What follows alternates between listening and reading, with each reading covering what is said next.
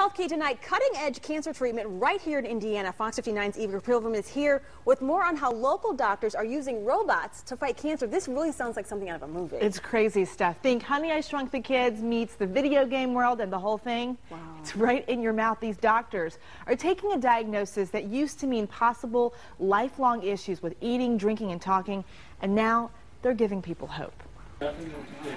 The lump in Gary Collins' throat wasn't just him worrying. What I was told I had was a tumor on the back of my tongue, and it was here way in the back where you swallow. The standard procedure to remove that tumor is pretty invasive. We would have to actually split the lip and the jaw open, come along the side of the tongue, and open the face up kind of like a book so that we could get to the tumor in the back of the tongue.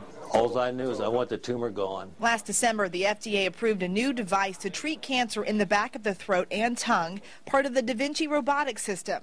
The Center for Ear, Nose, Throat, and Allergy right here in Indy was one of the first private practices to be trained to use the robot. We remove the tumor with the robot and be able to spare the patient some of the radiation therapy and even chemotherapy that they would normally get. Almost as if you could miniaturize yourself and crawl down the patient's throat. The robot goes in through the throat, reaches the tough to get to back of the throat, and removes the tumor. No cuts and minimal recovery.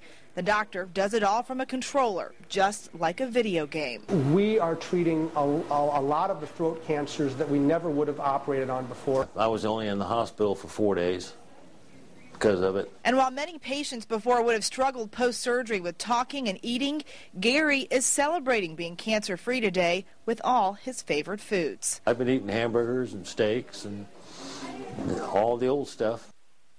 Now, this cancer has been getting a lot of attention recently because Michael Douglas was diagnosed with this type of cancer. And the two doctors in our story actually helping others to train across the country. Only a few dozen places are offering this right now. They also say they are now using this robot to treat more widespread problems like sleep apnea. For more information about the Vinci robotic system, log on to our website, fox59.com. All right, thanks for that, Eva. If you're looking for a bargain when it comes to higher education, you look towards Bloomington. IU officials say the school is a bargain for in-state families trying to send their kids to college. The information is based on the average net price. That's the average amount an in-state student pays for tuition, room, board, and living expenses after financial aid. IU has the lowest average net price in the Big Ten. It was a little more than $10,000 for the 2008-2009 school year.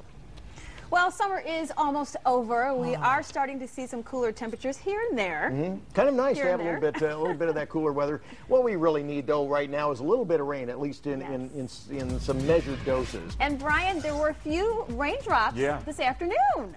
I'm glad you got excited about it because I sure didn't. It was here and gone, and it was done. Just a little bit of a tease. And we do have some rain in the forecast. You've heard us pretty much forecasting rain.